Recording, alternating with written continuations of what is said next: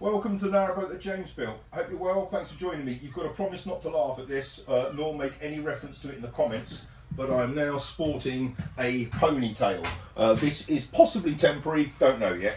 Right, I've got to move on with the inside of the boat. There are 6 weeks left on the Raffle for someone to win. Skoe Patrol is there.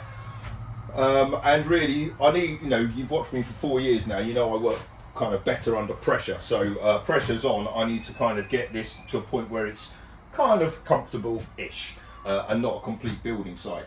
I said on the last video that I've got an announcement to make about something I've already made on this boat, and that is that I am having to replace the sliding doors. Basically, they work, but I don't trust that they're going to work forever.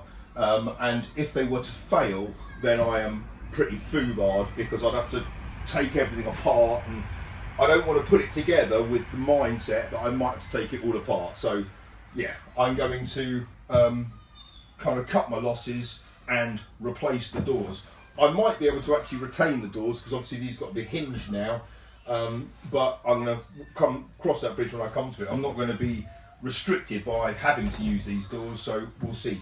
But I need to make the dinette, and therefore I've got to secure up this wall, take the door out and do that. The bathroom door on the shower side hasn't got a wall on it yet, so I can easily remove that door, and the bedroom wall hasn't been made yet, so I can make that without having to worry about putting these channels in.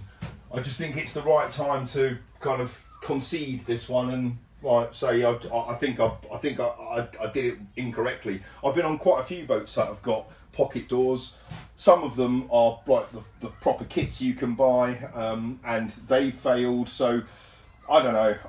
But I've seen some better products basically since I put this up, and I just wish I'd done it better, but I haven't, and I don't trust it. So yeah, I'm going to replace them with normal hinge doors, which I can hide the gap in the roof lining anyway, because the hinge door would require some kind of fitting for it to kind of rest against anyway, and to hide it all. So yeah, that'll be fine. Right, first off, I've got to remove this wall, get rid of the door, firm up the wall, and then put this back together, and then I can start laying out the dinette. And for that, I need to check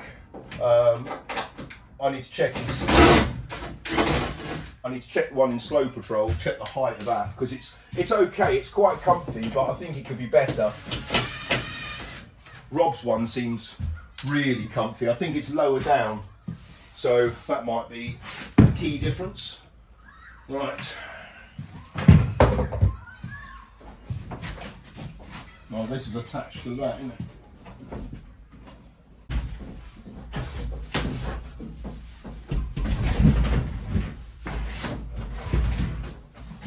Okay, that was actually in probably better than I thought.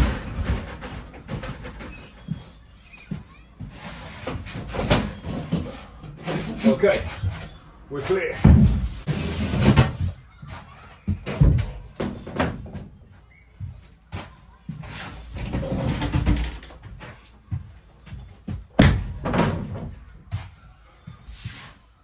Right, now framed up the wall, I can put the other side back on. Just a tiny bit of trimming to do right at the top, and then that'll be in nice and snug. I've got some of this spongy sound insulation, which I'm going to stick on the inside of this wall here. I don't think it's going to do much, but as that's the kids' bedroom, I thought if that can be a little bit more sound insulated, the better it will be. Okay, you'll be pleased to know this sound insulation, which I don't know if it's going to do anything or not, is not going to be visible anyway. Good. Right, I've come on board Rob's boat to see how his dinette's been made, and obviously his is beautiful and made properly, and dimensions wise I'm really just wanting to check that out. Obviously, to access the storage in Rob's, he's got these two cupboards here, which to get to the corner of that one, he's got to basically lie down on the floor and stretch his arm out. But it looks quite nice just having two apertures. But anyway, let's check out the height of this. So on Skoe Patrol, the height of my unit is 40, and the height of this one here is just over 30 centimeters, and the height of the cushion is kind of 45 centimeters. and then it comes out kind of 2 foot, isn't it, really? The full depth of that in line with there, that's 2 foot. Okay, cool, right. I'm starting to piece this together with storage in mind. This bit here underneath this bit of bench, the storage is going to be accessed via a door there, and you'll be able to pull a box out like that, or 2 small boxes, but basically that dimension straight out. The level of that does look really quite low, but I've double and triple checked my measurements. That's actually a little bit higher than Rob's one, even though there's no floor down yet. That's at a height there of 35 centimeters from the floor. So once there's a floor down, that might be a height of kind of 34 centimeters. Bit of cushioning on top brings it up to 50. Bit of bum squash brings the bum down to 40, which is British standards. Happy days.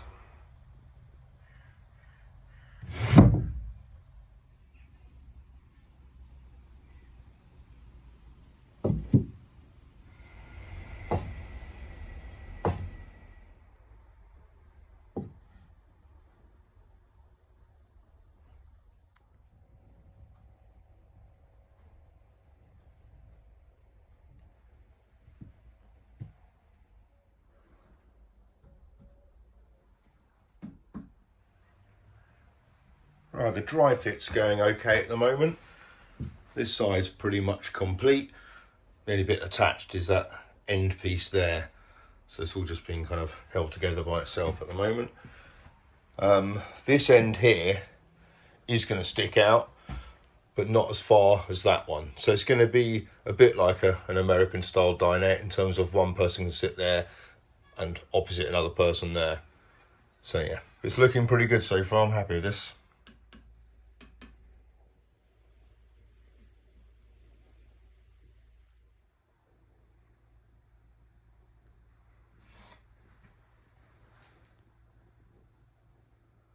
Right, with the exception of a couple of feet down this end here, which I haven't made yet, the dry assembly is complete, and I'm pretty happy with how it's ended up. I'm thinking I might need to put a support in the middle of that.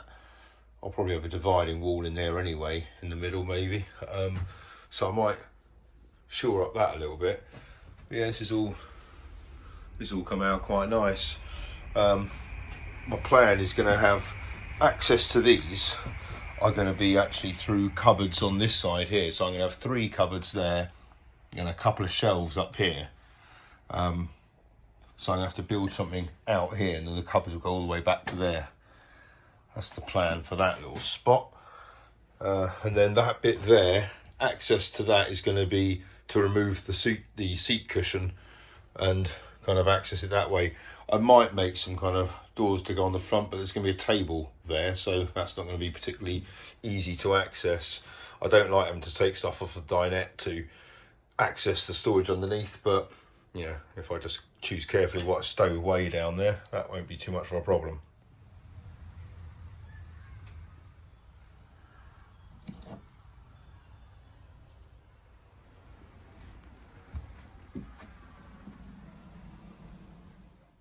I'm putting this one together with a little bit more finesse than the one I made on Skoe Patrol. I'm using a series of kind of lap joints and positioning the supporting beams and rails in a way that it kind of self-supports itself, but is also kind of much more structurally secure. I'm also choosing to make the edges on this dinette rounded to continue the rounded theme from the galley through into the lounge area. Obviously it's a lot more work, but I think it's going to look so much nicer having done this. And I've got to make some kind of unit at the end as well, which also has some kind of curve on it to emphasize that kind of style going through the boat. Well, there we go. The structure of the frame is all been glued and screwed, so I can now think about how I'm going to do the top. But before I do that, I've got to build the extension bit here, which is going to be, and it's going to be form the back of this part of the dinette. This part here is just going to be a seat with no back, which I think will be quite nice in this little area. It's like a like an attached stool, if you like. But this bit here will have the backing coming up here, kind of around like that kind of dimension. And it will have like shelves in it, I'm guessing. So still got to kind of work this out, but pretty happy with how that's gone. Right, I've had a sort out. I've got rid of the kind of makeshift workbench that I've had. I've shimmied the box of spare timber up the end. And dinette now kind of, I can see it in its full shape, kind of in how it'd be in the lounge. I think this is kind of good spacing around here. That's quite generous. I'll remind you that I wanted kind of everything up to that wall really to be quite generous. So like kind of quite a large galley.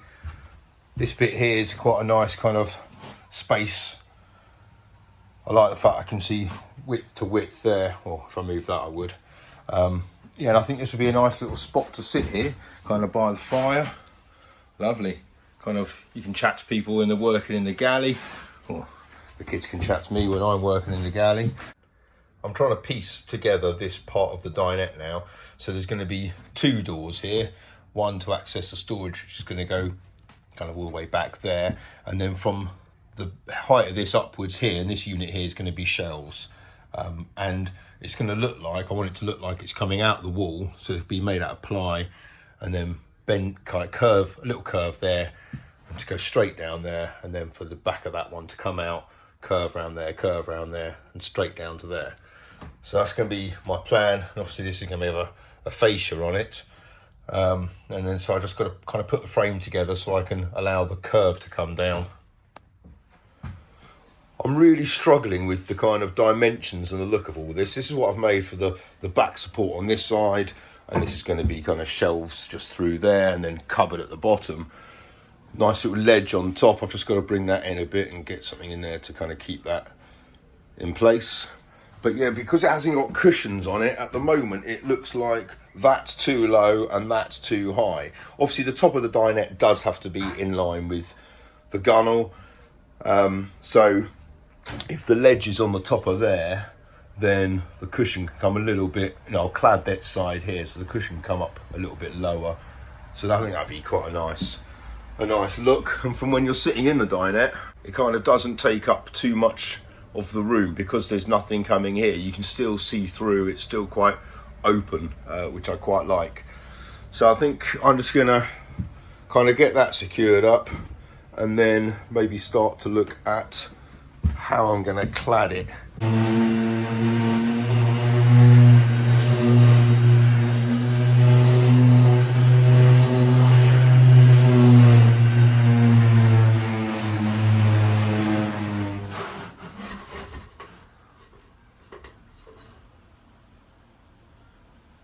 Right, I'm going to use this piece here.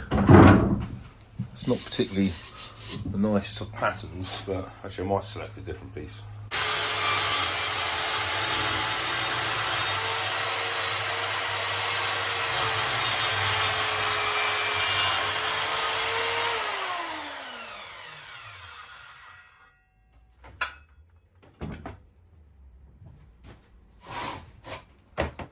Right, now I've got to get that to bend around that.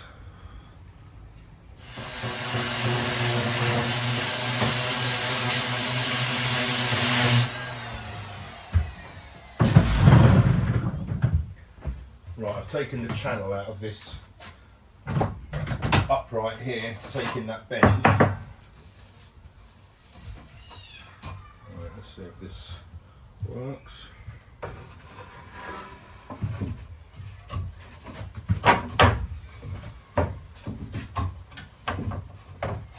Yeah.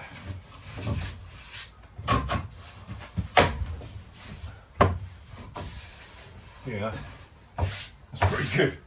Pretty happy with that.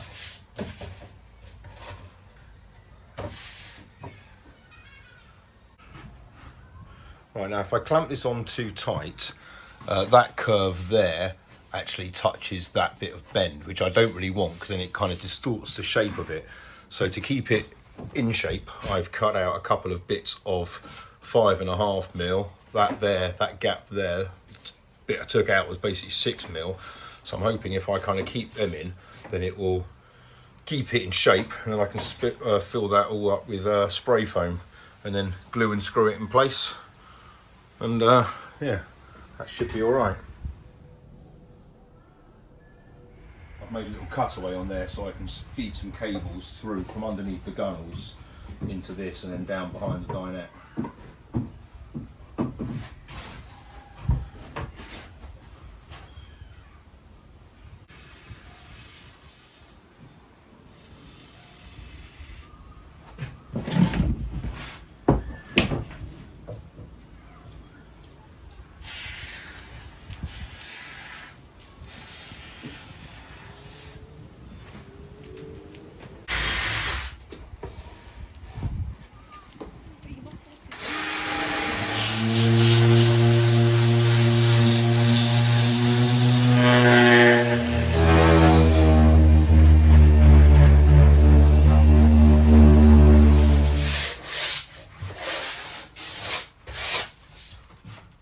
This is good. There's a really nice pattern in the grain here, so once I've got the varnish on, that'll bring that pattern out and make it really quite a nice piece. That I'm delighted with that, and it's kind of helped me kind of make shape of what the dinette's going to look like. It's good to move on from the galley and kind of progress a little bit further up the boat, because I seem to have spent forever doing that, and I still need to even do the top coat on that side there because I'm still waiting for the resin. So yeah, making progress on the dinette is good. Got, as I said, 6 weeks left to kind of make this boat a little bit more habitable. In terms of the 6 weeks, obviously that is when the raffle ends on the 16th of October. I've had quite a few people contact me about the raffle, about minimum tickets, and it's all a bit, basically with the raffle, or anything raffles, I think you can do either a minimum ticket thing or no minimum. On the service that I'm using, and other narrowboat raffles are also using it, you can pay quite a lot of money to guarantee a minimum. And what that does basically is, if you set a threshold, so 10,000 tickets or whatever it might be, and if you don't reach that, then the person, whoever wins the raffle, gets 50% of the pot, and the person who is hosting the raffle will get the other 50%, which I kind of understand the safety net side of it, but it doesn't really, it didn't really sit very well with me. So I've opted to have no minimum, and obviously people are questioning, saying, well, what happens if you only sell like 2,000 tickets? Which is a very valid point. And on the raffle, it's got all like the terms and conditions in there, and I've even kind of given a few more kind of terms to make it a little bit clearer, really, but hopefully this will make it kind of super clear. So there is no minimum ticket. So basically the raffle will be won on the 16th of October, come what may. And whoever wins it will either win, if the ticket sales are fine, which I'm kind of expecting them to be, they'll win Skoe Patrol. If, as I said in the kind of the detail of the raffle, if there was some kind of nuclear apocalypse and only £5,000 was raised, obviously I can't let Skoe Patrol go for £5,000, so instead the person would win the entire pot. Well, it's 75% of the pot, and then Raffle, the company, get the other 25%. So in that outcome, I get nothing. So I don't want that to be the outcome. The kind of the danger of putting one of those minimums in that some people have done is that, like, they're probably pretty happy if the threshold isn't hit. Them and the winner split the pot, so 10 grand each or whatever, and they still get to keep the boat. I kind of don't like the idea of that. I don't think, as I said, that didn't sit very well with me. So this is, as I said, kind of no minimum. In terms of right now, there is £12,000 in the pot. So I'm like quite a long way away from where I need to be. Obviously I'm not going to hit 35 grand or anything like that, but if I can get it to 20, 25, then, I kind of make my peace with that. I had a chap come over early. I've actually been inundated with people this weekend. It's been really nice. But had someone come over early, said he bought some tickets, but what would happen if, if only 1,000 people bought tickets? So I've explained it to him, and he's like, yeah, no, fair enough. And most people seem kind of okay with the fact that if not enough is sold, the winner gets the pot, which at the moment is 12 grand. So that's kind of how it is. I tried to do it in a way that there is no safety net because, as I said, I don't really like that idea. And at the moment, I don't know if I'm going to need it. I don't know. It might all go pretty badly wrong. But you know, I'm still hoping that someone wins this boat who really wants it. The guy came over earlier, said I'd love it. His parents or his mum lives kind of close by. So you know, it'd be great. There's a guy who's just moored up on a lifeboat in front of me. I've known him for a while. He's a really nice guy. He's got kids on a lifeboat. You know, he'd benefit from having Skoe Patrol. So no, there are people like that out there. But there's also people just want to kind of support the channel or support the raffle and buy a ticket. And if you win it, then you can give it to someone like Richard on the lifeboat in front or whatever. So there's lots of kind of options for you. The other guy did say earlier, he said, actually, if I won it, would you better look after it for me?